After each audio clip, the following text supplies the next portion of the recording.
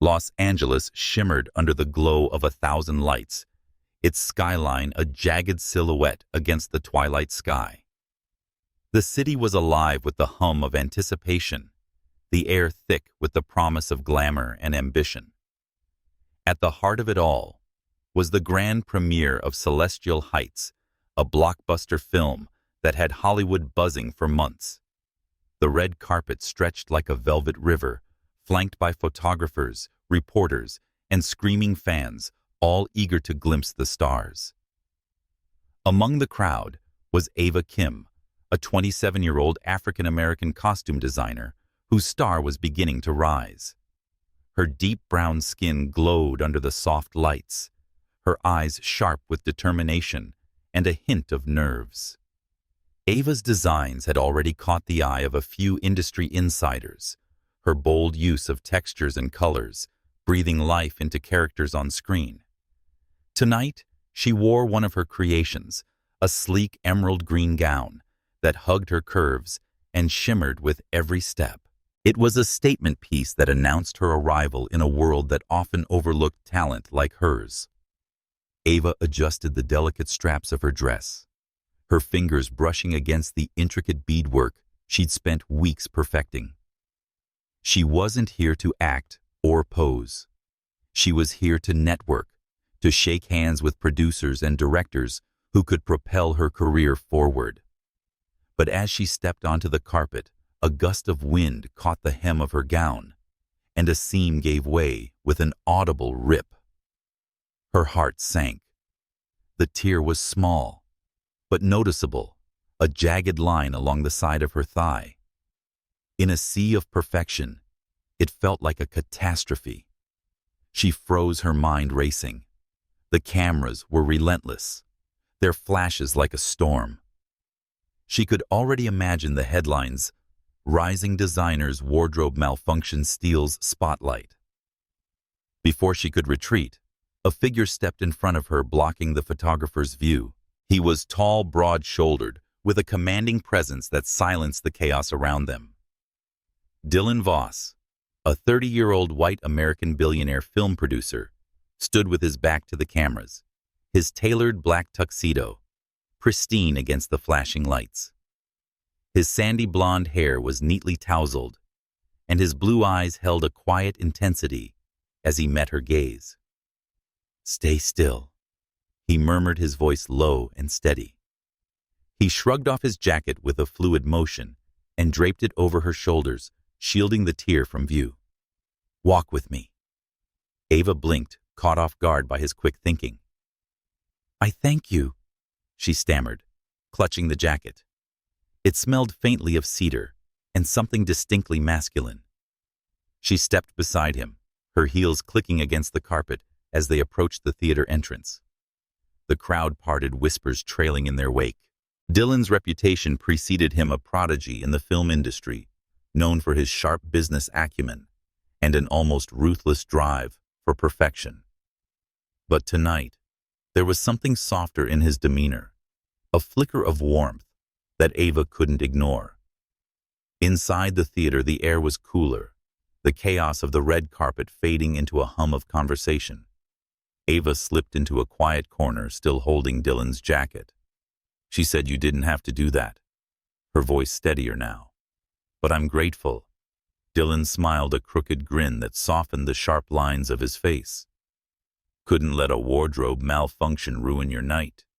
That dress is a work of art." His eyes lingered on her, not the gown, but on her, as if seeing past the fabric to the woman beneath. Ava felt a flush creep up her neck. "It's one of mine," she admitted, her pride mingling with nerves. "I'm Ava Kim, by the way, costume designer." "Dylan Voss," he replied, though she already knew who he was. His name was synonymous with power in Hollywood, attached to films that grossed millions. "Your work's been turning heads. I saw your designs in Echoes of Dawn. They stole the show." Her breath caught. Echoes of Dawn was a small indie project she'd poured her heart into. That someone like Dylan had noticed felt like a validation she hadn't dared hope for. "Thank you," she said, her voice softer now. I didn't think anyone paid attention to the costumes in that one. He said, pay attention to everything, his tone carrying a weight that quickened her pulse. Their conversation flowed effortlessly, moving from the craft of filmmaking to their shared love of classic cinema. Ava found herself laughing at his dry humor, her earlier embarrassment forgotten. Dylan was charming, but not in most Hollywood types' polished, rehearsed way. There was a rawness to him, a hunger that mirrored her own ambition. As the lights dimmed for the screening, he leaned closer, his voice a whisper. Join me for a drink after this. She hesitated, her mind flashing to the tear in her dress, the jacket draped over her shoulders, and her undeniable pull toward him. Only if you promise not to rescue me again, she teased. No promises. He shot back, his grin widening.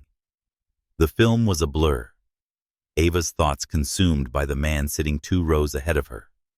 When the credits rolled and the after-party began, she found him waiting for her at the bar with 2 glasses of champagne.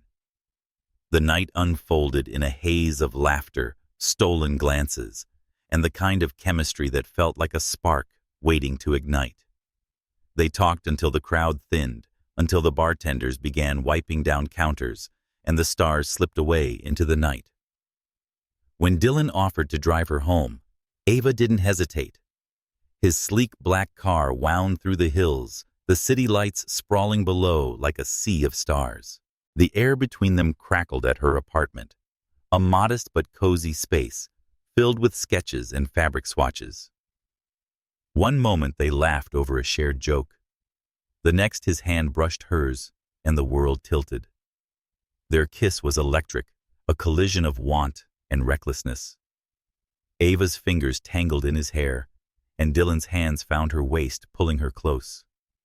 The torn dress fell away, forgotten, as they gave in to the heat of the moment. It was a night of passion unguarded and all-consuming, as if the universe had conspired to bring them together.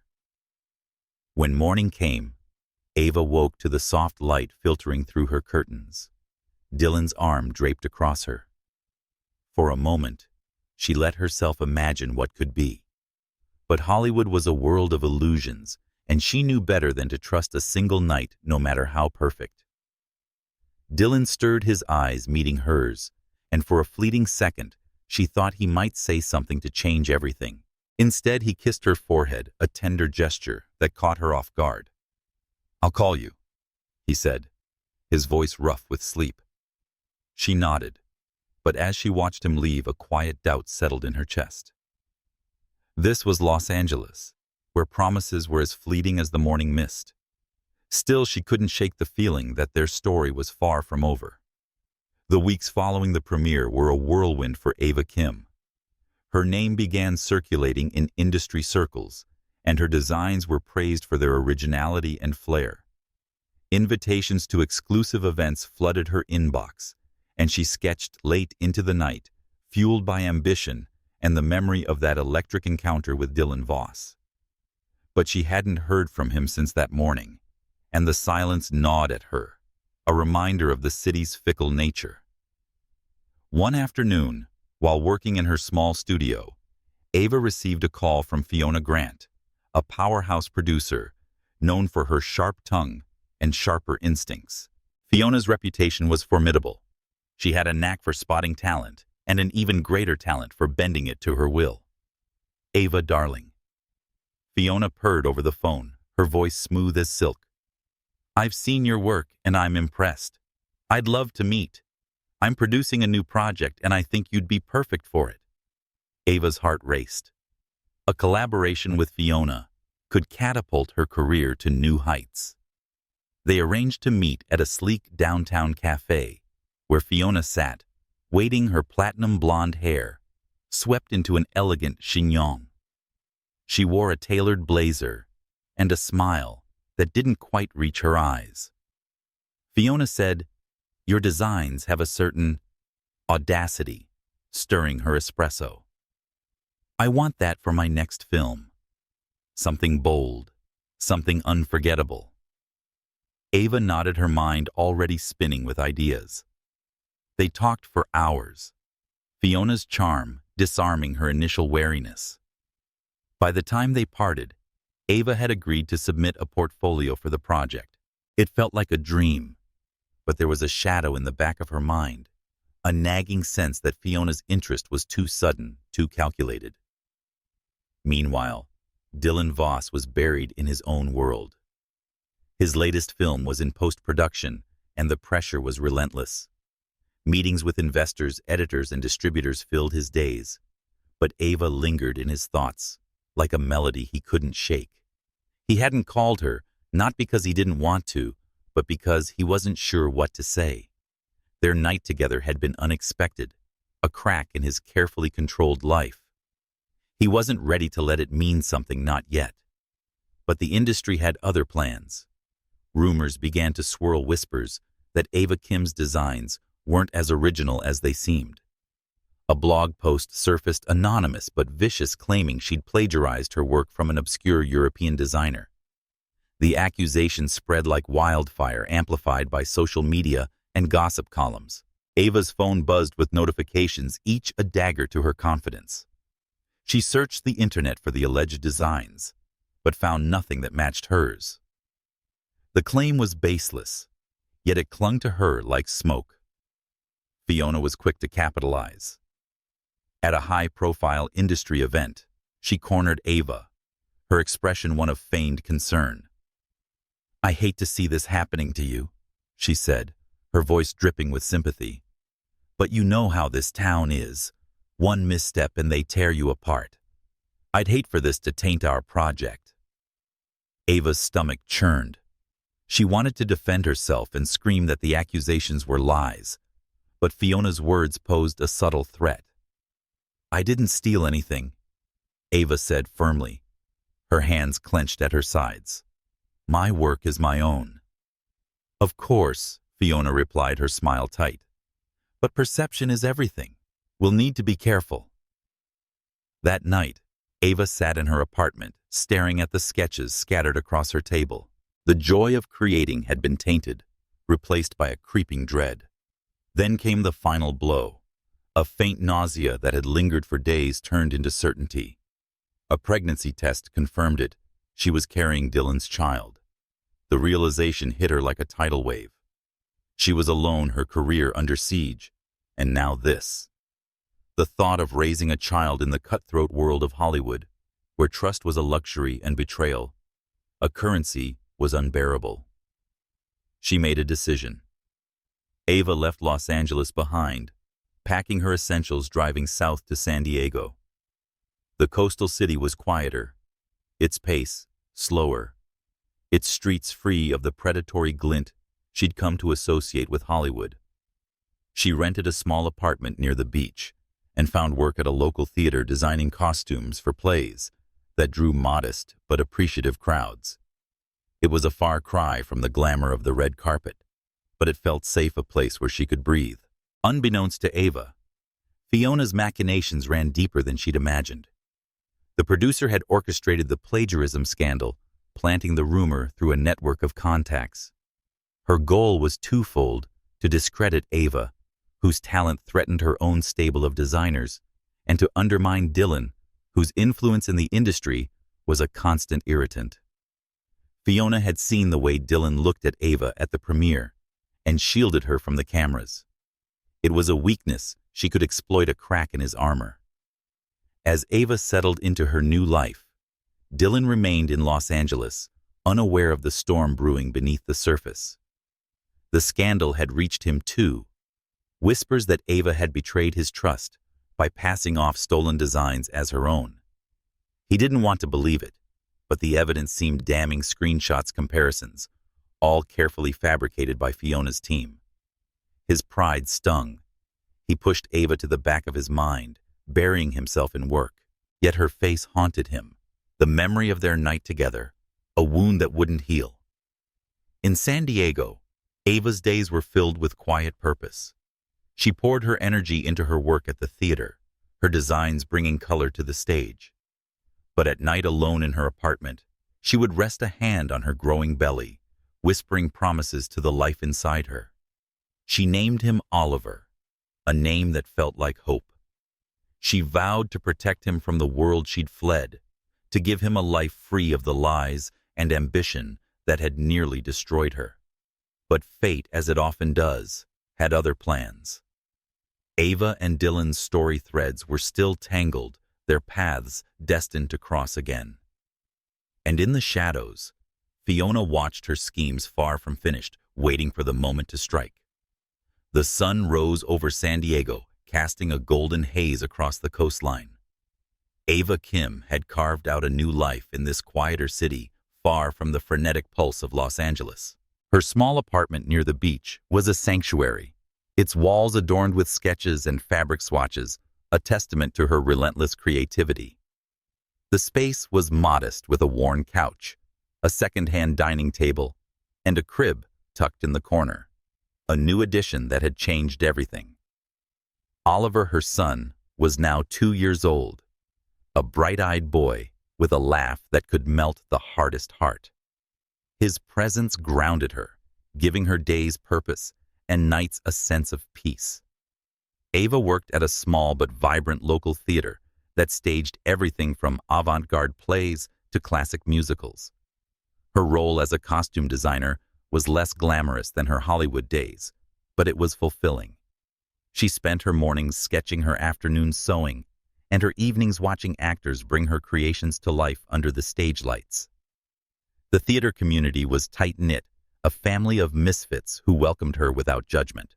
Here, she wasn't a name to be scrutinized or a reputation to be dissected. She was just Ava, the woman who could transform a bolt of fabric into a character's soul. Raising Oliver alone wasn't easy. There were sleepless nights, endless diaper changes, and the constant juggle of work and motherhood. But Ava embraced it, finding joy in the small moments: Oliver's first steps, his babbling attempts at words, the way he clung to her when she sang him to sleep. She kept her past in Los Angeles, locked away a box of memories she rarely opened. The scandal, the betrayal, and the man who had briefly set her world ablaze were all part of a life she'd left behind. Yet when the apartment was quiet late at night, Dylan Voss's face would slip into her thoughts, a ghost she couldn't quite banish. In Los Angeles, Dylan was a man consumed by his empire. His production company, Voss Entertainment, was at the peak of its influence, churning out films that dominated box offices and award seasons. He moved through boardrooms and premieres with the same commanding presence that had once shielded Ava from a sea of cameras. But beneath the polished exterior, there was a restlessness he couldn't shake. The plagiarism scandal had left a mark not just on Ava's reputation, but on his own trust. He'd believed the rumors at first, the carefully crafted lies about her stealing designs. It had been easier to accept betrayal than to confront the void she'd left in his life.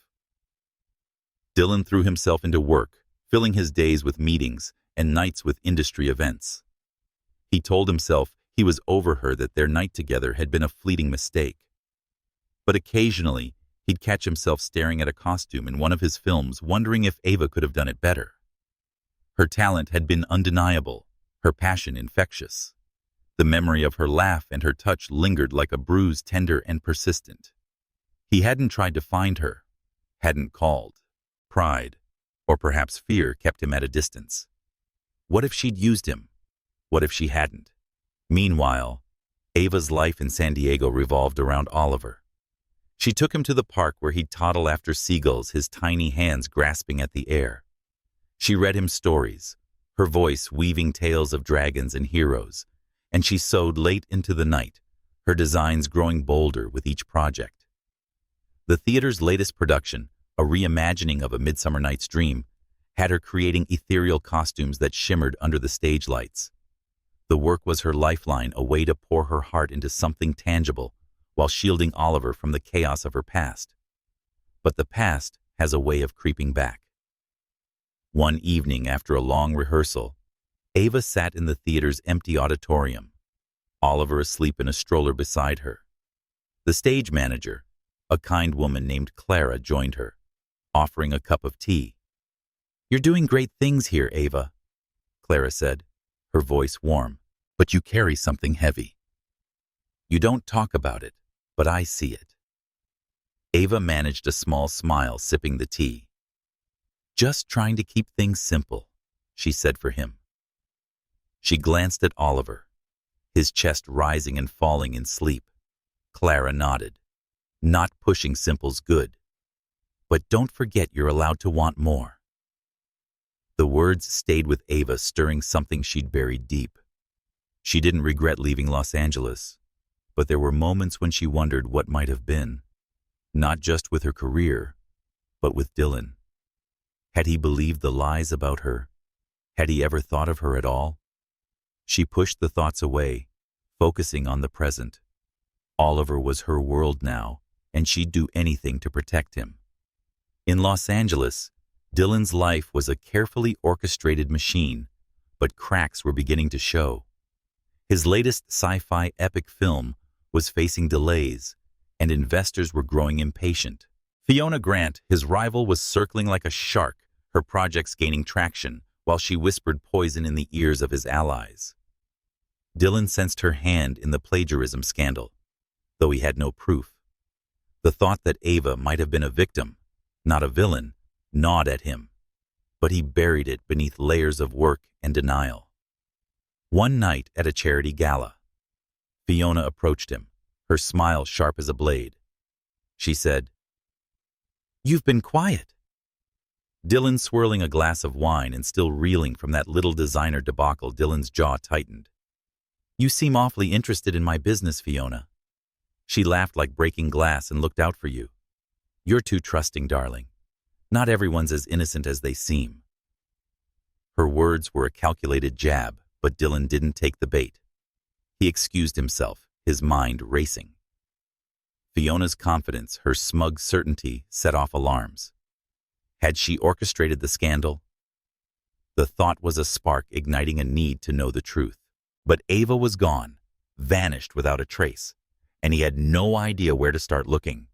In San Diego, Ava was finding her rhythm. The theater was preparing for a festival, and her costumes were the talk of the local arts scene. She'd even started teaching a workshop, sharing her skills with aspiring designers. Oliver was thriving, his curiosity boundless, his smile a daily reminder of why she'd chosen this path. But there were moments when she felt the weight of her isolation. She had friends at the theater, but no one knew her whole story. She'd built walls to keep Oliver safe, but those walls also kept others at a distance. One afternoon, as she pushed Oliver's stroller along the boardwalk, she caught sight of a billboard advertising a film festival in Los Angeles. Dylan's name was listed as a producer. Her heart skipped a mix of longing and resentment. She wondered if he'd moved on or forgotten her entirely. The thought stung, but she straightened her shoulders and kept walking. She had Oliver, her work, her new life. That was enough. Or so she told herself. But fate, as it often does, was already weaving their paths back together, setting the stage for a collision neither could predict. San Diego's Old Globe Theater buzzed with energy, its courtyard aglow with fairy lights for the opening night of A Midsummer Night's Dream. Ava Kim stood backstage, her hands steady as she adjusted the delicate wings of a fairy's costume. Her designs transformed the cast into a vision of enchantment, flowing silks, vibrant hues, and intricate beadwork that shimmered under the stage lights. The production was a labor of love, a cornerstone of the life she'd built since leaving Los Angeles. Oliver, her 4-year-old son, was with a trusted babysitter tonight, but his absence caused a quiet ache as Ava poured herself into her work. The theater was her sanctuary, where she could create without the weight of her past. The auditorium was filled with a diverse crowd, locals, tourists, and a few industry scouts from Los Angeles, their presence unnoticed by Ava. She focused on the stage, ensuring every seam and stitch was perfect. She hadn't set foot in Hollywood since she'd fled 4 years ago, and preferred it that way. That city held too many memories of ambition, betrayal, and a man who had briefly set her world on fire. She pushed those thoughts aside, checking the costume hem as the actors warmed up. Unbeknownst to her, one of those memories was seated in the audience. Dylan Voss had come to San Diego on a whim. His latest film was screening at a nearby festival, and a colleague had raved about the Old Globe's production. Restless and seeking a distraction from the relentless pace of his life, Dylan bought a ticket. He had no inkling that Ava was here, no reason to suspect their paths would cross. But as he settled into his seat and glanced at the program, his breath caught Costumes by Ava Kim. The name hit him like a jolt, stirring a rush of emotions he'd buried: deep regret, longing, and a lingering anger he couldn't quite name. The lights dimmed and the play began. Dylan barely registered the dialogue, his eyes drawn to the costumes. They were unmistakably Ava's bold, intricate, each piece a story. Titania's gown flowed like a moonlit river. Puck's patchwork tunic danced with mischief, and the fairy's wings seemed to glow with an otherworldly light. He remembered her sketches from that night 4 years ago. Her hands moved with purpose, and there was a fire in her voice when she spoke of her craft. The memory was vivid, pulling him under like a riptide. When the curtain fell and the audience erupted in applause, Dylan remained seated, his heart pounding.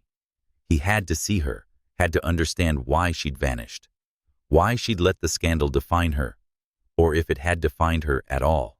The rumors of her plagiarism had stung their plausibility, fueled by Fiona Grant's calculated whispers. But seeing her work now so unmistakably original made him question everything. Had he been wrong to believe the lies? Had she been a victim, not a villain? As the crowd filtered out, Dylan lingered, his mind racing. He approached a stagehand, casually asking if the costume designer was available. The stagehand pointed him toward the backstage entrance, and Dylan's pulse quickened. He wasn't sure what he'd say, but the need to see her was overwhelming, a pull he couldn't resist. Backstage, Ava was in her element, surrounded by actors shedding their costumes and crew members packing up props. She laughed over a joke about a stubborn zipper with Clara, the stage manager. Her hair was pulled into a messy bun, her hands stained with fabric dye, but she radiated a quiet confidence. This was her world now, far from the chaos of Hollywood. She was gathering her tools when a shadow fell across the doorway. Ava, a voice said, low and familiar, cutting through the chatter. She froze, her heart lurching. Slowly she turned, and there he was, Dylan Voss, standing in the doorway, his tailored suit starkly contrasting to the cluttered backstage. His presence was as commanding as ever, his eyes locking onto hers with an intensity that made the air feel thin. For a moment, time collapsed, and they were back in that Los Angeles apartment, the world fading around them. But reality snapped back, and with it came a flood of emotions, shock, longing, and a guarded wariness. "Dylan," she said, her voice steady, despite the storm inside her. "What are you doing here?" He stepped closer, his gaze searching her face. "I saw the play. Your costumes, they're incredible. I didn't know you were in San Diego." She crossed her arms, a reflex to shield herself. "I've been here a while and needed a change." Her words were clipped, careful. She wasn't ready for this, wasn't prepared to face the man who'd been her most incredible thrill and profound regret. Dylan sensed her distance, but the sight of her so close after years apart ignited something he couldn't name. "Ava, I owe you an apology for believing the rumors, for not reaching out. I didn't know what to think back then." Her jaw tightened, old wounds flaring. "You thought I was a thief. I'd steal someone else's work and pass it off as my own." The accusation hung between them, sharp and heavy. "I was wrong," he said, his voice raw. "I see that now. Your work tonight, it's you.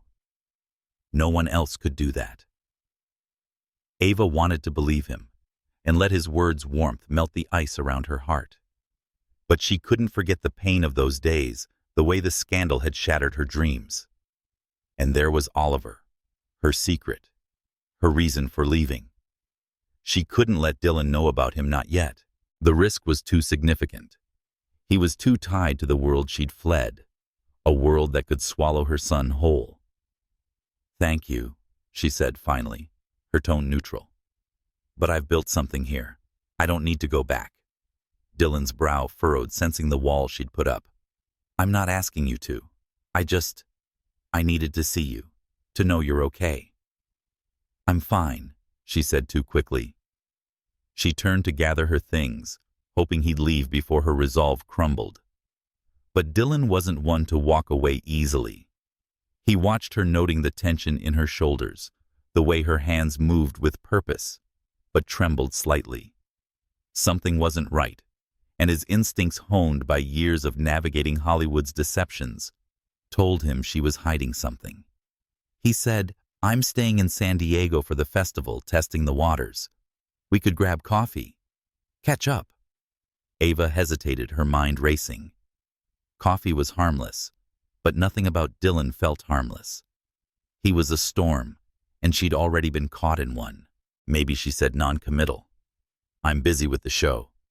He nodded, accepting her answer for now. "I'll be around." He said, his voice soft but resolute. Ava felt a pang, a mix of relief and regret as he turned to leave. She watched him go, her heart heavy with what she wasn't saying. That night, alone in her apartment, Ava tucked Oliver into bed, his small hand clutching a stuffed dinosaur. She kissed his forehead, her mind replaying Dylan's voice and his eyes, and how he'd looked at her like she was the only person in the room. She wanted to hate him for believing the lies, for letting her go without a fight. But the truth was more complicated, and the pull between them was undeniable and dangerous. In his hotel room, Dylan couldn't sleep. Ava's presence had cracked something open in him, a longing he'd suppressed for years. He thought of her costumes, strength, and how she'd stood her ground. But there was something else, something she wasn't telling him. His instincts screamed that there was more to her story, and he couldn't let a mystery go unsolved. The next morning, he called his assistant, a trusted confidant who'd been with him for years. "Find out what you can about Ava Kim," he said, discreetly. "I need to know what she's been doing since she left LA." Ava threw herself into her work as the festival continued, trying to drown out the noise of Dylan's return. But she couldn't shake the feeling that their story was far from over. And in the shadows, Oliver, her secret. Her heart remained the one truth she wasn't ready to share. The San Diego air carried a crisp edge as autumn settled over the city, the ocean breeze weaving through the streets. Ava Kim moved through her days with a rhythm that had become second nature: mornings at the theater, afternoons with Oliver, evenings sketching under the soft glow of her apartment's lamp. The Old Globe's production of A Midsummer Night's Dream was a hit, her costumes earning praise in local reviews. But Dylan Voss's unexpected reappearance had cracked the calm she'd worked so hard to build.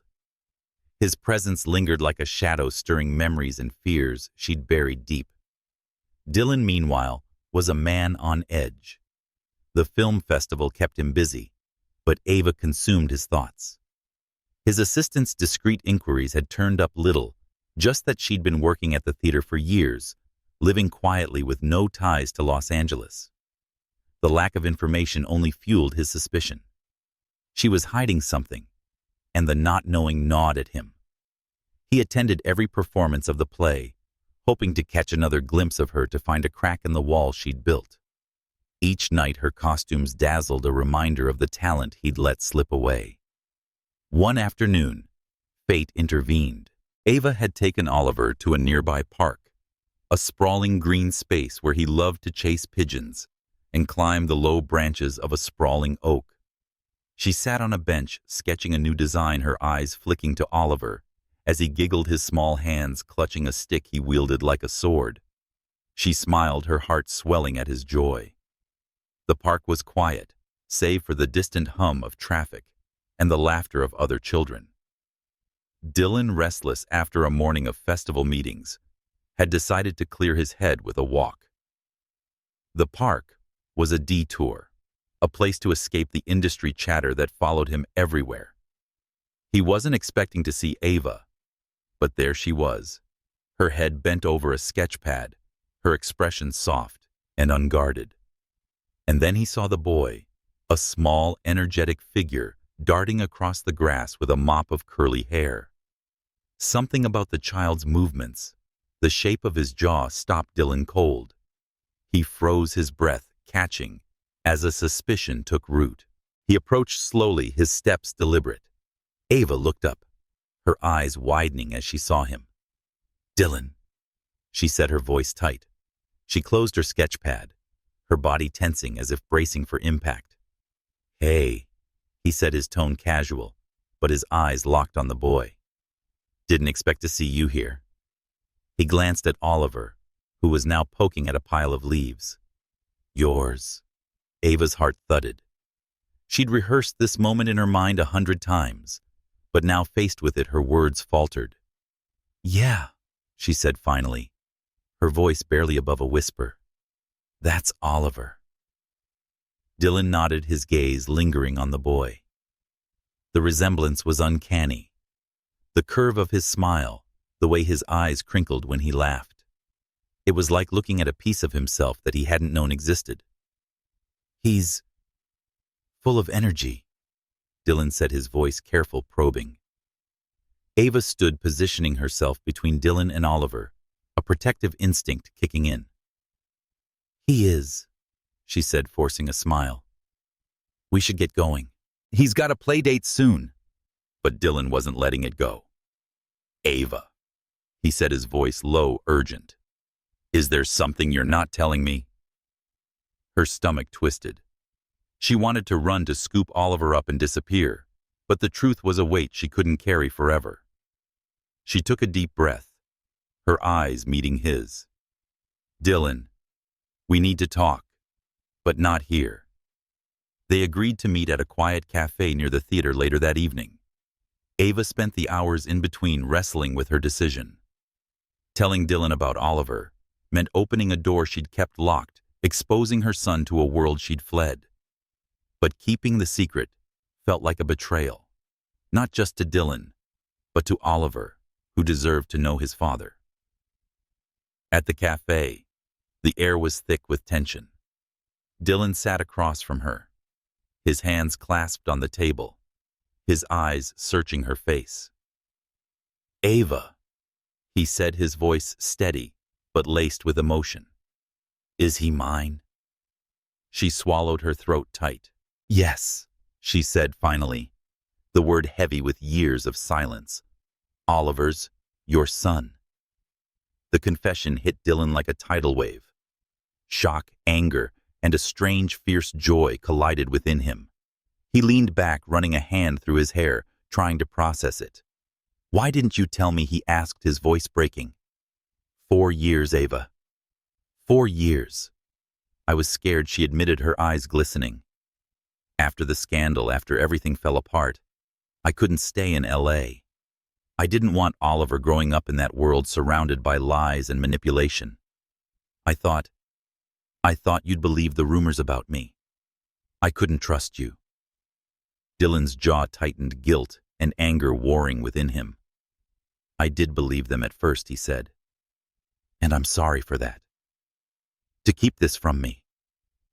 Ava, he's my son too." "I know," she whispered, tears spilling over. "I was trying to protect him. I didn't know if you'd want him or if you'd try to take him away." "Take him away." Dylan's voice rose, then softened as he saw her flinch. "Ava, I'd never do that. I want to know him. I want to be there for him." The conversation stretched late into the night, raw and painful. Ava told him about her decision to leave the fear that had driven her the life she'd built for Oliver. Dylan listened, his heart aching at the thought of the years he'd missed. He was angry, but beneath it was a longing to make things right, to be the father Oliver deserved. When they parted, Dylan's mind was a storm. He wanted to hate Ava for keeping Oliver a secret, but he couldn't ignore his role in their story. He'd let her down, believed the lies, and now he had a son who didn't know him. As he walked back to his hotel, he made a silent vow he'd prove himself to Ava and Oliver. But trust, once broken, was a fragile thing to rebuild. Ava, too, was reeling. Telling Dylan had been like tearing open a wound, but there was relief in it, too. She'd carried the secret alone for so long, and now it was shared, for better or worse. As she tucked Oliver into bed that night, she whispered, "I'm trying, baby. I'm trying to do what's right." But the truth was out, and with it came new uncertainties. Dylan was back in her life, and with him came the world she'd left behind, a world that could either lift or tear her apart. The days following Ava's confession were a tightrope walk. San Diego's calm rhythms felt disrupted, as if Dylan's presence had stirred a current beneath the surface.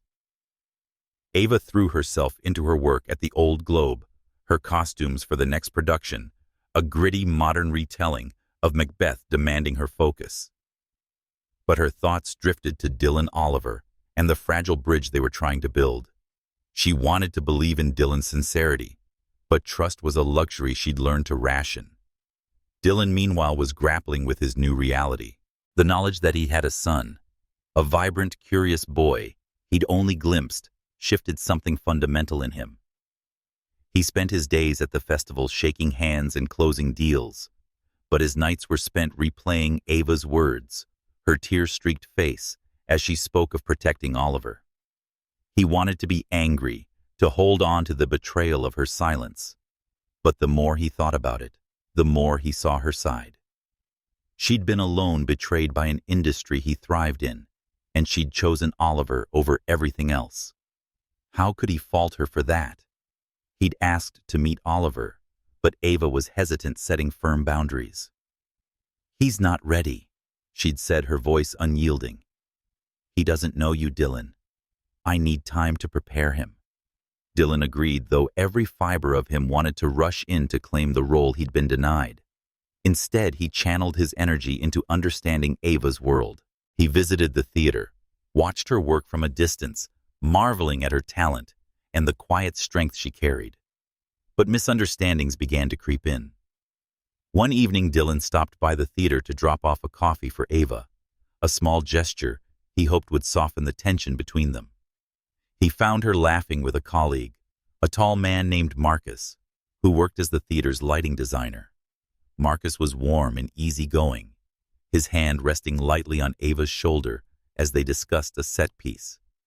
To Dylan, the moment was a spark to dry tinder. He felt a surge of jealousy, irrational but fierce. Was Marcus the reason Ava was so guarded? Was she using Oliver as leverage to keep Dylan at arm's length while she built a new life with someone else? He confronted her later, his tone sharper than he intended. "Who's the guy, Ava?" "Someone I should know about." Ava's eyes narrowed, her arms crossing defensively. "Marcus. He's a friend, Dylan. A coworker. Not that it's any of your business. It's my business. If he's around my son..." Dylan shot back, his voice rising. "You kept Oliver from me for years. Now you're shutting me out again, and I see you with him." "Stop." Ava cut in, her voice like steel. "You don't get to waltz in and make accusations. Marcus is good to Oliver, good to me. He's been here, Dylan, when you weren't. You don't get to judge." The argument escalated, words flying like sparks. Dylan's fear that Ava was using Oliver to manipulate him to secure a foothold in his world clashed with Ava's anger at his distrust. She felt cornered, her carefully built life under scrutiny. "If you think I'd use my son like that," she said, her voice trembling, "you don't know me." She banned him from seeing Oliver, her words final. Until you can trust me, you don't get to be near him. Dylan left his chest tight with regret and frustration. He knew he'd overstepped, let his insecurities cloud his judgment, but the image of Marcus so comfortable with Ava burned in his mind. He retreated to his hotel pacing as he tried to untangle his emotions. He wanted to be part of Oliver's life, to be the father he'd never had the chance to be. But trust was a two-way street, and he'd stumbled badly. Ava, too, was shaken. She sat in her apartment, Oliver asleep in the next room, her hands trembling as she clutched a cup of tea. Marcus was a friend. Nothing more, but Dylan's jealousy had reopened old wounds. She'd left Los Angeles to escape judgment, to protect Oliver from a world that thrived on suspicion and betrayal. Now, Dylan's accusations felt like a betrayal of their fragile new beginning. She wanted to believe he could be the father Oliver needed, but his doubts cut deep. The tension came to a head one evening, when Oliver unnoticed overheard their raised voices.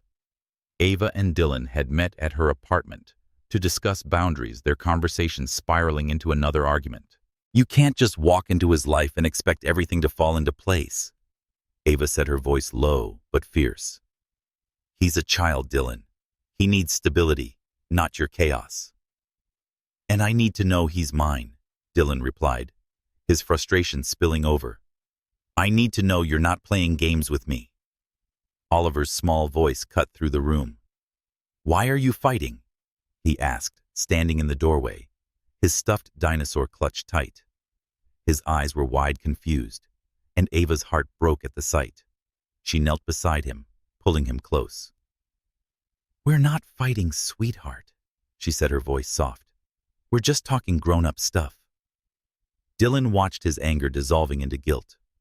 Oliver's small and vulnerable presence was a reminder of what was at stake. He crouched down, his voice gentle.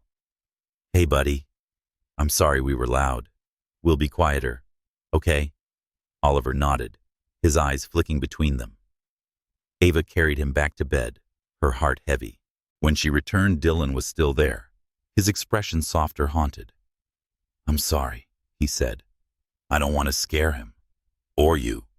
Ava knotted her throat tight. We need to do better, she said for him. The moment was a turning point, a fragile truce. Both knew they were navigating uncharted waters, their trust battered, but not broken. Dylan vowed to rein in his jealousy to prove he could be the man Ava and Oliver needed. Ava, in turn, promised to let him in slowly, carefully. But the road ahead was uncertain, and new threats were stirring in the shadows of their past, ready to test the fragile bond they were trying to forge. San Diego's coastal breeze carried a deceptive calm, but the past weeks had been anything but serene for Ava Kim. Her life carefully rebuilt around Oliver, and her work at the Old Globe Theater felt fragile since Dylan Voss's return. Their tentative steps toward co-parenting were tense, each conversation balancing hope and mistrust. Yet Ava held firm, determined to protect Oliver from the chaos of the world she'd left behind in Los Angeles. The theater remained her sanctuary, her costumes for Macbeth, weaving ambition and betrayal into every stitch a fitting parallel to the storm brewing beyond the stage. Dylan, meanwhile, was navigating his own battlefield. The film festival had kept him in San Diego, but his mind was split between his work and the son he was only beginning to know. Oliver's wide-eyed curiosity and laughter had become a tether pulling Dylan toward a role he hadn't anticipated. But Ava's guardedness, coupled with his own lingering doubts, kept him on edge. He wanted to trust her, to believe she'd kept Oliver a secret out of fear, not manipulation. Yet the shadow of the past, those plagiarism rumors that had driven her away, loomed large, and Dylan's instincts told him there was more to the story. One morning, the truth began to unravel when Dylan received a call from his assistant Lena, a sharp-witted woman who'd been with him for years. I dug into that scandal from 4 years ago, like you asked, Lena said, her voice low over the phone. It's not clean, Dylan. The blog post that started it all. It traces back to a shell account linked to Fiona Grant's production company. She covered her tracks, but not well enough. Dylan's grip tightened on the phone. Fiona Grant, his rival, a producer whose charm masked a ruthless streak, had always played dirty, but this was personal. "You're sure?" he asked, his voice steady, but laced with anger. "Positive," Lena replied. "There's more. She's been cozying up to Victor Hale, that big-shot producer from New York. They're planning something big, and Ava's name came up in their emails. They're not done with her." Dylan's blood ran cold. Fiona had orchestrated the scandal that ruined Ava's career, and now she was circling again, likely sensing Ava's rising star in San Diego's theater scene. He thanked Lena and hung up, his mind racing. He needed to warn Ava, but their last conversation had ended in a stalemate. Her words sharp. "Prove you can trust me, Dylan, or stay out of our lives." He couldn't barge in with accusations without proof that wouldn't reignite their conflict. That same day, Ava was pinning fabric for a new costume at the theater when her phone buzzed with a news alert. A gossip column picked up by major entertainment sites claimed she'd seduced Dylan Voss years ago to climb the Hollywood ladder, painting her as a calculating opportunist. The article was vicious, weaving half-truths about their night and outright lies about her motives. It even mentioned her work at the Old Globe, framing it as a desperate bid to claw her way back into the industry. Ava's hands shook as she read, her stomach churning. The past was clawing its way back, and this time it threatened not just her, but Oliver. She called Clara, the stage manager, and her closest confidant, who rushed to her side. "This is nonsense," Clara said, scanning the article. "Someone's got it out for you." Any idea who Ava's mind flashed to Fiona Grant, the producer who'd once courted her with promises of fame, only to turn cold when the scandal hit? "Maybe," she said, her voice tight, "but I don't have proof." Clara squeezed her shoulder. "You've got us. The theater's got your back. Focus on your work and let this blow over." But it didn't blow over. The article spread, amplified by social media and industry whispers. Ava's inbox filled with messages, some supportive, others cruel. A local reporter even showed up at the theater, asking for a comment. Ava declined, her heart pounding, as she thought of Oliver. She couldn't let this touch him, or let the world's venom seep into his life. Dylan, too, saw the article. His first instinct was to call Ava, but he stopped himself, knowing she'd see it as another accusation of distrust. Instead, he reached out to Lena again. "He told me to get everything you can on Fiona and Victor emails, financials, anything that ties them to this new hit piece." Lena worked fast, and by evening she had a dossier. Fiona and Victor had been funneling money into a PR firm known for smear campaigns, the same firm behind the new article. There were also hints of a larger plan to discredit Dylan's upcoming film by linking it to Ava's scandal. Fiona's motives were clear. She wanted to weaken Dylan's empire and bury Ava's comeback before it could begin. Dylan drove to Ava's apartment that night, his jaw set. He knocked, and when she opened the door, her expression was guarded, her eyes red-rimmed. "I saw the article," he said, keeping his voice even. "It's Fiona. She's behind this, just like she was behind the plagiarism rumors." Ava's breath hitched, but she didn't invite him in. "Why should I believe you?" she asked, her voice low. "You thought I was a liar once." "What's changed? I was wrong," Dylan said, his words raw. "I've got proof now, such as emails and payments. Fiona's been playing us both. Let me help you fight this."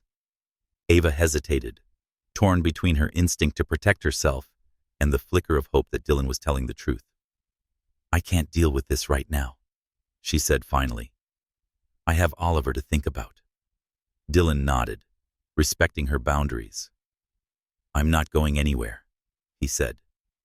"When you're ready, I'll show you what I've got." Ava leaned against the door as he left, her mind a storm. Fiona's name brought back memories of that meeting years ago. The producer's honeyed words masking a predator's intent. If Dylan was right, Fiona wasn't just a threat to her career. She was a danger to the life Ava had built. She checked on Oliver asleep in his room, his dinosaur clutched tight. She'd do anything to keep him safe, even if it meant facing her past head-on. The next day, the attacks escalated. A group of paparazzi appeared outside the theater, their cameras flashing as Ava arrived for rehearsal. They shouted questions, their voices a cacophony of accusations. Ava, did you use Dylan Voss to get ahead? What's the truth about your son? She pushed through, her heart racing, but the intrusion felt like a violation. The theater's staff rallied around her, escorting the photographers away, but the damage was done. The world was watching, and Ava felt exposed, her carefully guarded life unraveling. Dylan, meanwhile, was building a case. He met with a lawyer friend, laying out Lena's findings. Fiona's crossed a line, he said. This isn't just gossip. It's defamation. Maybe worse. The lawyer agreed to dig deeper, promising to trace the money and build a case. But Dylan knew time was short. Fiona and Victor were powerful, and their influence could crush Ava's career before the truth came out. That evening, Ava received a call from Marcus, the lighting designer who'd become a friend. I saw the photographers. He said, his voice laced with concern. You okay? No, Ava admitted, her voice breaking. I don't know how to stop this. You don't have to do it alone, Marcus said. You've got people here who care about you. And that guy Dylan, he's been asking around trying to help. Ava's heart twisted. She wanted to trust Dylan, but the scars of his doubt ran deep. Still, the thought of facing Fiona alone was daunting. She thanked Marcus and hung up, her resolve hardening. She'd survived Hollywood's betrayal once. She could do it again for Oliver herself, and maybe, just maybe, for the fragile bond she and Dylan were trying to rebuild. But Fiona wasn't done. Her next move was already in motion, a calculated strike that would push Ava and Dylan to their breaking point, threatening their reputations and the safety of the son they both loved. The storm surrounding Ava Kim grew fiercer, its winds threatening to uproot the life she'd built in San Diego. The gossip column's lies had spread like wildfire, painting her as a schemer who'd used Dylan Voss to climb the Hollywood ladder. The accusations stung, but what haunted Ava most was the fear that they'd reach Oliver. Her son, now 4, was too young to understand the media's venom, but she felt the weight of protecting him from a world that thrived on tearing people apart. The old Globe Theater, once her haven, now felt like a stage where her past played out for all to see. Ava threw herself into her work, her costumes for Macbeth, a dark tapestry of ambition and betrayal that mirrored her own turmoil. She spent long hours at the theater sketching and sewing, trying to drown out the outside world's noise. But the paparazzi lingered, their cameras, a constant threat, and anonymous messages flooded her inbox. Some cruel, others feigning sympathy but probing for dirt. She deleted them all, her hands trembling with anger and fear.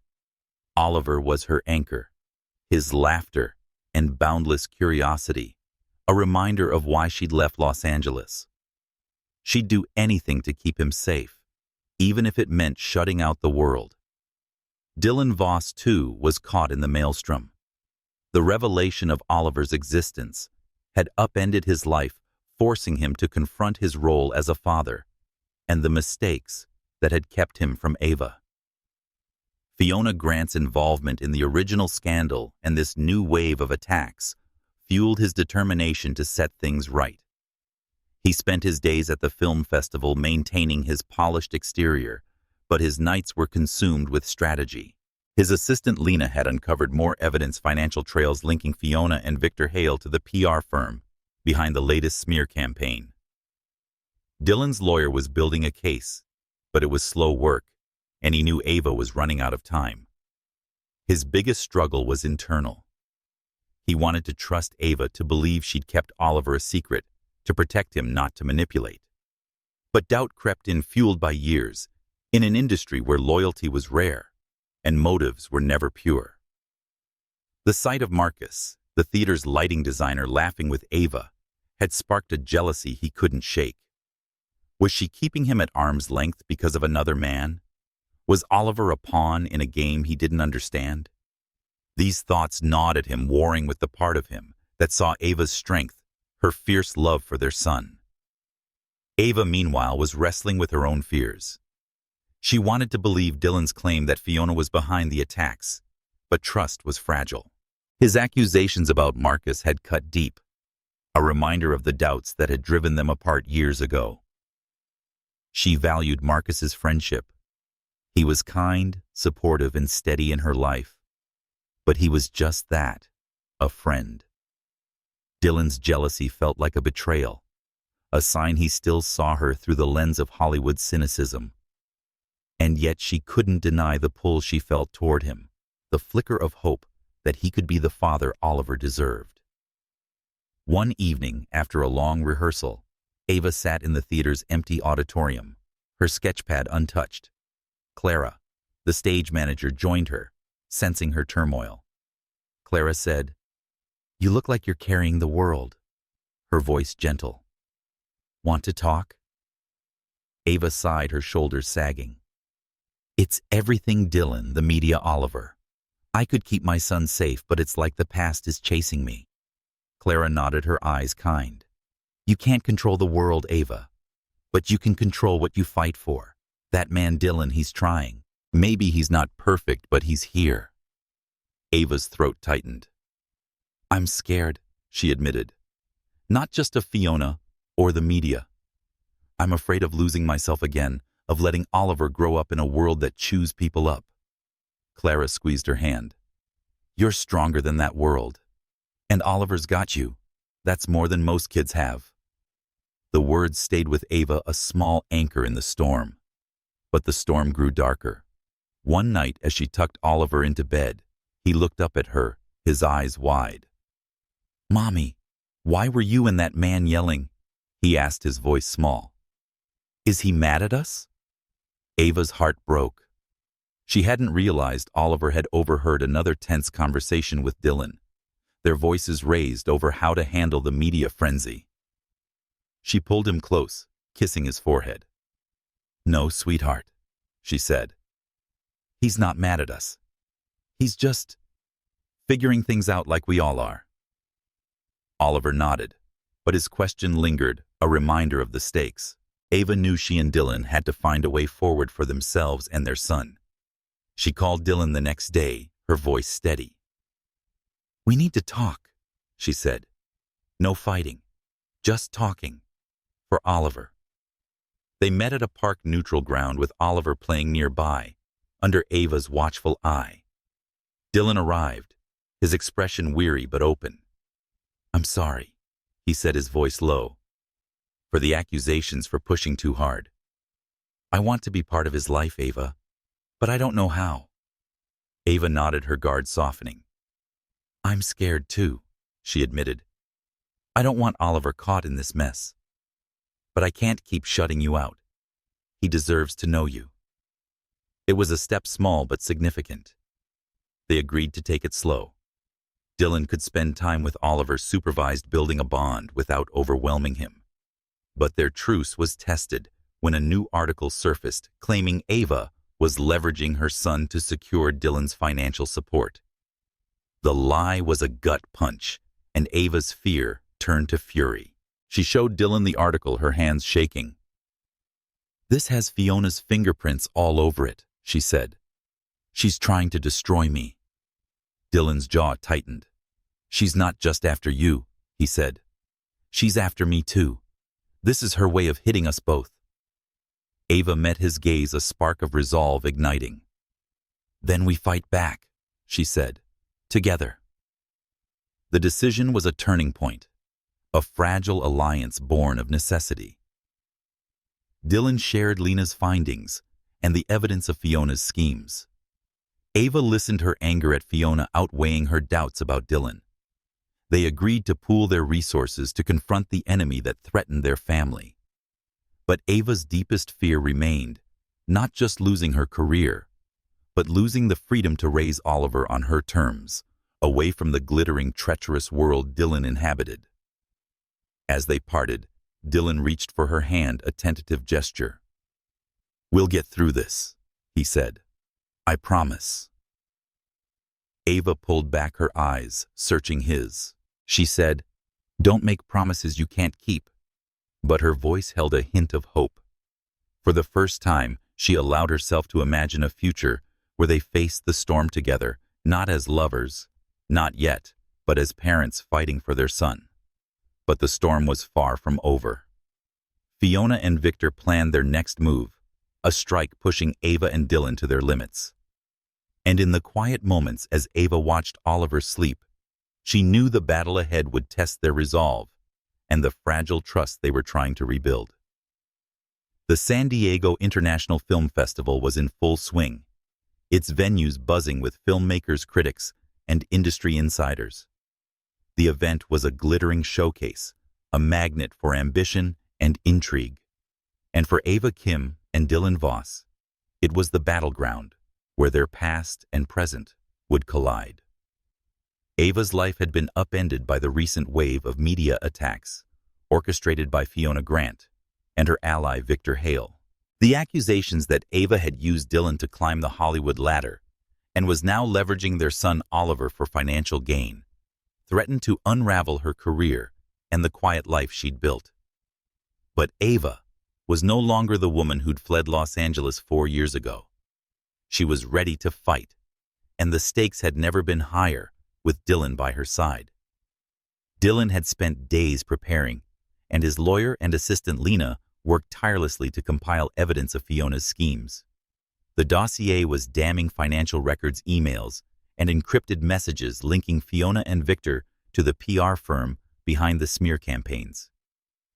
The original plagiarism scandal that drove Ava from Hollywood was Fiona's doing, and this new wave of lies was a calculated escalation. Dylan's latest film, a sci-fi epic, was premiering at the festival, and Fiona's plan was clear: discredit Ava to weaken Dylan's reputation, painting his production as tainted by scandal. Ava, meanwhile, was fortifying herself. The Old Globe Theater had rallied around her with Clara and Marcus, ensuring the paparazzi were kept at bay. Her costumes for Macbeth earned rave reviews, and she channeled her anger into her work, each stitch a defiance of the lies. But her most significant concern was Oliver. The media's intrusion had come too close. Paparazzi had nearly cornered him at a playground, their cameras flashing as Ava pulled him away. The memory fueled her resolve. She'd agreed to let Dylan spend time with Oliver, supervised, tentative, but promising visits. Their son's laughter, as Dylan pushed him on a swing, was a fragile hope, a reminder of what they were fighting for. The festival's centerpiece was a grand gala at the Balboa Theater, where Dylan planned to strike back. He'd secured a slot to speak before his film screening, intending to expose Fiona and Victor publicly.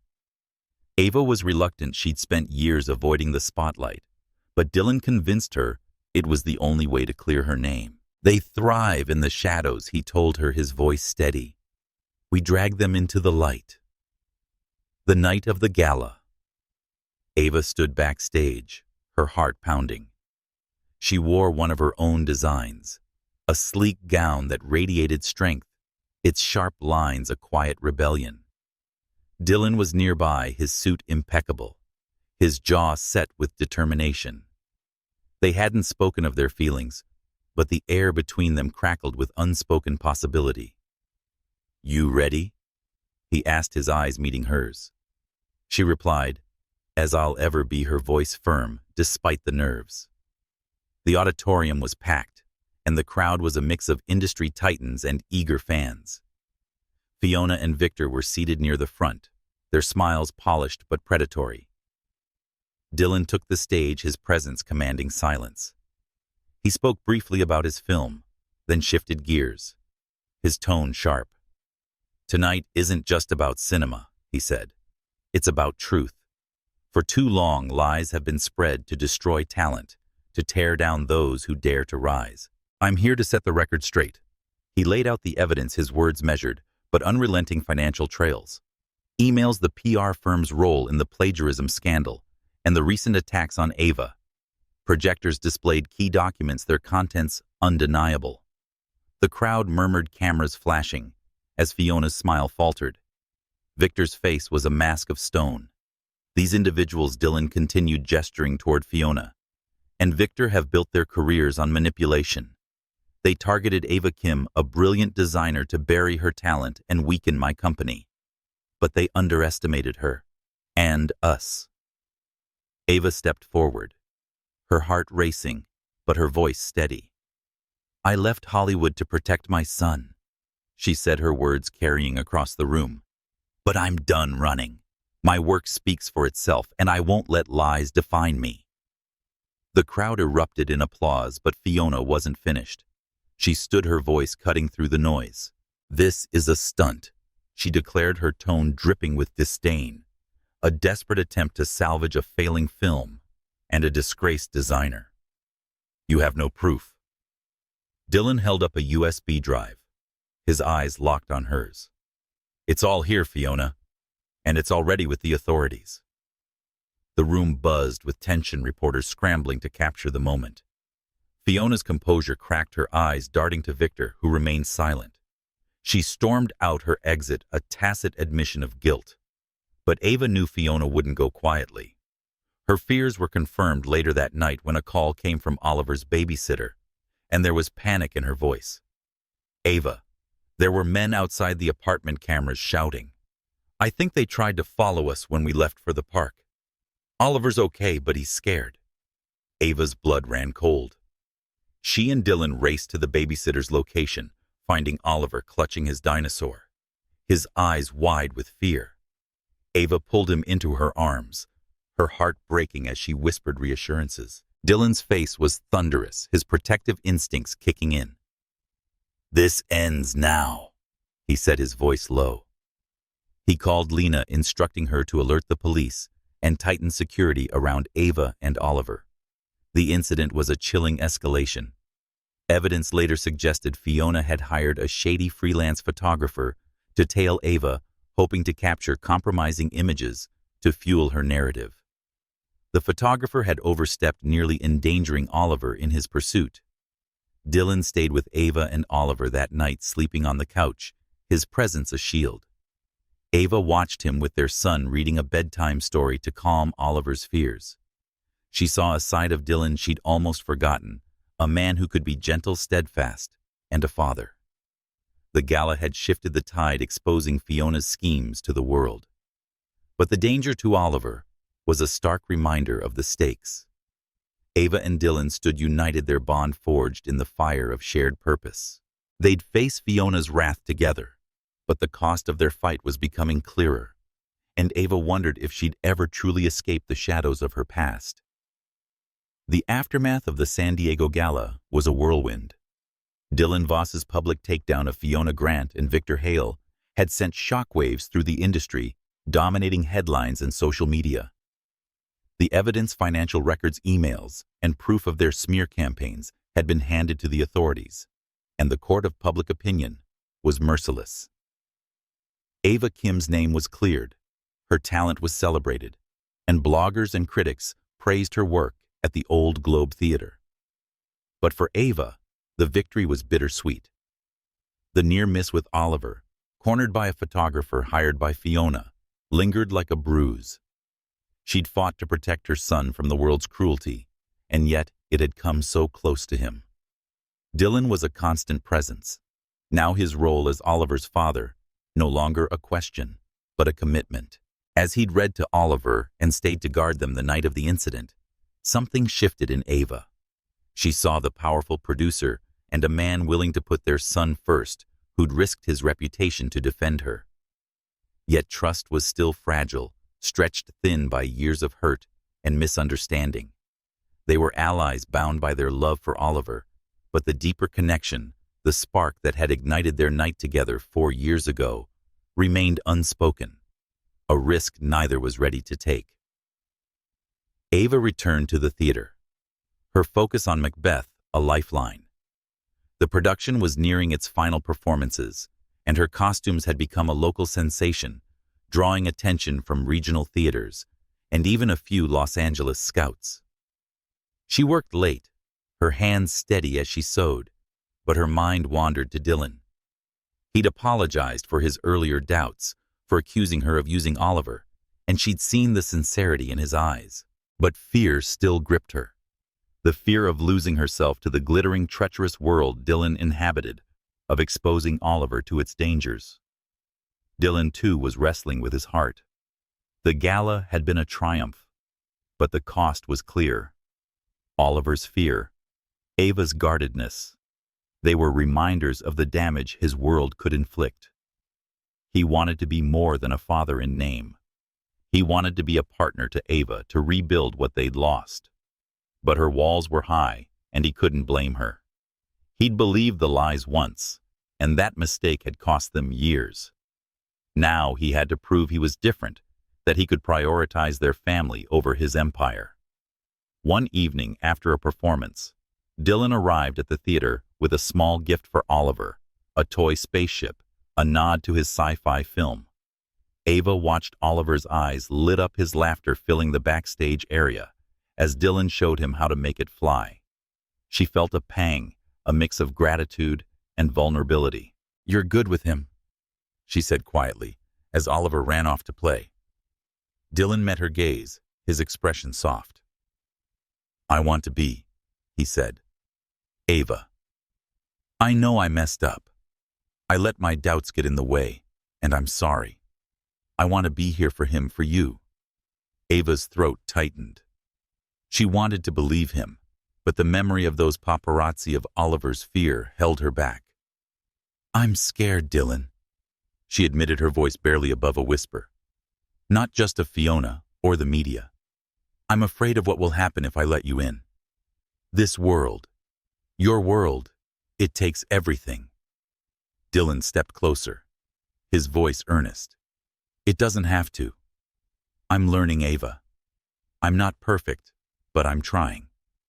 I want us to be a family, not just for Oliver, but because I've never stopped thinking about you." The confession hung between them, raw and unguarded. Ava's heart raced, the spark from 4 years ago, flaring to life. She wanted to reach for him to bridge the gap, but fear held her back. "I need time," she said finally. "I need to know this is real." Dylan nodded, respecting her boundaries. "I'll wait," he said, "as long as it takes." The turning point came a week later when Ava received a call from the police. The photographer who'd targeted Oliver had been traced to Fiona's payroll, and further investigation had uncovered a web of illegal activities, bribery, extortion, and threats tied to Fiona and Victor's empire. The evidence Dylan had presented at the gala was the catalyst, and arrests were imminent. Ava felt a weight lift, but the relief was tempered by the knowledge that the battle had come at a cost. That night, Dylan joined Ava and Oliver for dinner at her apartment, a simple meal of pasta and laughter. Oliver chattered about his spaceship, oblivious to the storm that had nearly engulfed them. As Ava watched Dylan help Oliver cut his food, a quiet realization settled over her. He wasn't just the man who'd broken her trust. He was the man who'd fought for her and put himself between their son and danger. In that moment, she saw a future, not perfect, but possible. After Oliver was asleep, Ava and Dylan sat on the couch, the silence heavy with unspoken words. Ava said, "I was wrong to keep him from you." Her voice soft. "I was scared, but I should have trusted you sooner." Dylan reached for her hand, his touch gentle. "I gave you reasons not to," he said. "But I'm here now, Ava, for both of you." She squeezed his hand, a small gesture that felt like a leap. "Let's try," she said. "For Oliver. And maybe for us." The moment was a beginning, not an end. They were still navigating the wreckage of their past. But for the first time, they faced it together. Fiona's downfall was a victory, but the real triumph was the fragile bond. They were rebuilding a foundation for a family that had been tested by fire and was now ready to grow. The San Diego International Film Festival had left a permanent mark on Ava Kim and Dylan Voss. Its dramatic showdown, exposing Fiona Grant and Victor Hale's schemes to the world. The evidence Dylan presented, financial trails, emails, and proof of their orchestrated smear campaigns, had shifted the narrative, clearing Ava's name and spotlighting Fiona's corruption. The arrests of the photographer who targeted Oliver and others tied to Fiona's network were a relief, but Ava knew the battle wasn't over. Fiona was a survivor, her influence deep-rooted in Hollywood's underbelly, and Ava braced herself for the final act. Dylan, now a constant presence in Ava and Oliver's lives, was determined to end Fiona's reign. His lawyer, Rachel, a sharp and tenacious ally, had been working with authorities to build a case beyond defamation. Fiona and Victor's financial records revealed a pattern of illegal activities: bribery to sway industry deals, extortion to silence competitors, and payments to shady operatives like the photographer who'd endangered Oliver.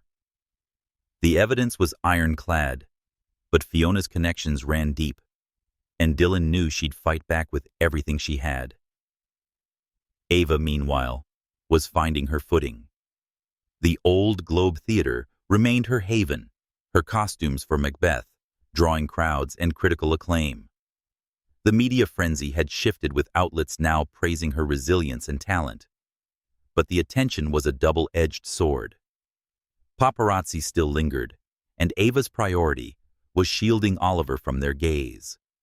She and Dylan had settled into a cautious routine: shared dinners, park outings, moments where Oliver's laughter bridged the gap between them.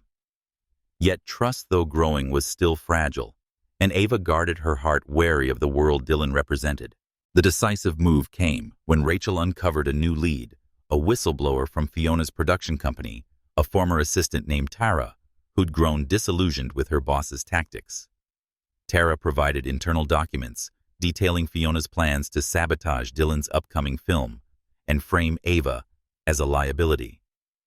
The documents also linked Fiona to a shell company used to funnel money for illegal activities, including hiring operatives to intimidate Ava's theater colleagues. The revelation was a bombshell, and Rachel wasted no time.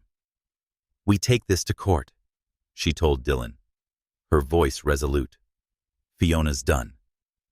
Dylan shared the news with Ava over coffee at her apartment, Oliver napping in the next room. He said this could end it, sliding a document folder across the table. "Tara's testimony and what we already have are enough to bring Fiona and Victor down for good."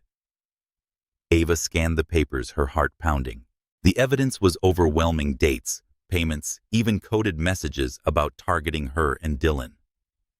"She tried to destroy us," Ava said, her voice low. "And she almost hurt Oliver." Dylan's jaw tightened, his protective instincts flaring. "She won't touch him again. I've got security watching your place, the theater, everywhere you go. Rachel's coordinating with the DA. They're moving fast." Ava nodded, a mix of relief and resolve settling over her. "I want to be there," she said. "When it happens, I need to see her face justice." The legal proceedings moved swiftly. Fiona and Victor were arrested on fraud, extortion, and conspiracy charges, their empire crumbling under the weight of the evidence. The courtroom was a media circus, reporters crowding the steps. As Ava and Dylan arrived together, their presence a united front. Once poised and untouchable, Fiona looked haggard, her defiance crumbling, as Tara's testimony laid bare her schemes.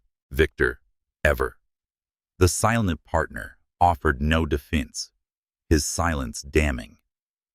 Ava took the stand, her voice steady as she recounted the toll of Fiona's lies, the plagiarism scandal that drove her from Los Angeles, the recent attacks that threatened her son. She said, "I built a life for my family," her eyes locking on Fiona's. "You tried to take that away, but you failed.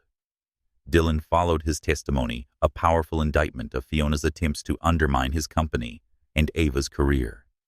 He spoke of Oliver, his voice softening. "She didn't just attack us, she endangered a child. My son." The courtroom was silent, the weight of his words sinking in. The judge's ruling was swift. Fiona and Victor were convicted, facing years in prison and hefty fines. Their production companies were dismantled, their influence erased. As Fiona was led away, her eyes met Ava's. A flicker of venom quickly extinguished by defeat. Ava felt no satisfaction, only relief. The nightmare was over. Outside the courthouse, Dylan and Ava faced a swarm of reporters. "No comment," Dylan set his arm around Ava, shielding her as they pushed through. But the headlines told a new story. Designer and producer triumph over corruption. Ava Kim's redemption. The narrative had shifted, and Ava's name was no longer a target, but a symbol of resilience.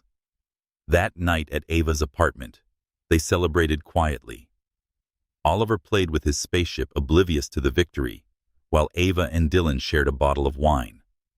"It's really over," Ava said, her voice soft with disbelief.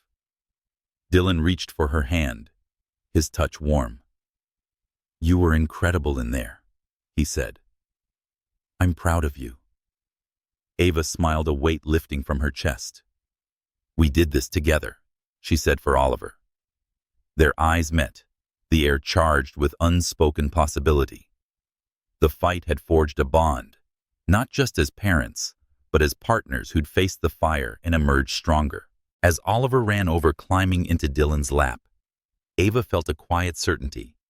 They were a family, imperfect, but real, ready to face whatever came next. A year had passed since the courtroom victory dismantled Fiona Grant and Victor Hale's empire, and San Diego felt like a different world. Ava Kim had emerged as a survivor and a force in the theater world. Her costumes for Macbeth had catapulted her reputation, and offers poured in from regional theaters and even a few Hollywood studios. She'd chosen carefully, signing on for a prestigious production at the La Jolla Playhouse, her designs blending bold innovation with timeless elegance. The media, once her tormentor, now celebrated her as a visionary, her story of resilience inspiring articles and interviews. Yet Ava remained grounded, her heart anchored by Oliver and the life she'd fought to protect. Dylan Voss, too, had transformed. His sci-fi epic, which premiered at the San Diego Festival, was a critical and commercial success, solidifying his status as a leading producer. But he'd made changes, stepping back from the relentless pace of Hollywood to prioritize his family. He'd relocated his office to San Diego, which surprised his peers, but felt inevitable to him. Oliver's laughter, Ava's strength, these were worth more than any box office triumph. He'd learned to balance ambition with presence, showing up for bedtime stories and park adventures, his bond with Oliver growing deeper each day. Their family had become a unit, forged in the crucible of their fight against Fiona. Ava and Dylan had moved slowly, rebuilding trust brick by brick. They weren't just co-parents. They were partners, their connection rekindled not by passion alone, but by shared battles and quiet moments. Ava's apartment had become a second home for Dylan, filled with Oliver's toys and Ava's sketches, a space where they were learning to be a family. The La Jolla Playhouse's opening night was the culmination of their journey. Ava's costumes, a vibrant reimagining of The Tempest, were the talk of the event, their colors and textures bringing the stage to life. Dylan produced a short documentary about the production, a passion project, highlighting Ava's work and the theater's community. The premiere was a red carpet affair, more minor than Hollywood's glitz, but no less significant.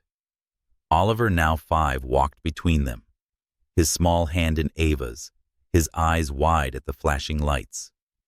He wore a tiny blazer. Ava had sewn his pride, mirroring hers. As they stepped onto the carpet, cameras flashed, but Ava didn't flinch this time. She stood tall, her gown a masterpiece of her own design, Dylan at her side in a tailored suit. The headlines would call them the unbreakable duo, a nod to their shared triumph. But for Ava, it was about the boy between them, his smile brighter than any spotlight. "Look, Mommy," Oliver said, pointing at a poster of the play. "That's your magic." Ava laughed her heart full. "Our magic," she corrected, glancing at Dylan. The documentary screening was a hit. The audience was moved by its celebration of art and resilience.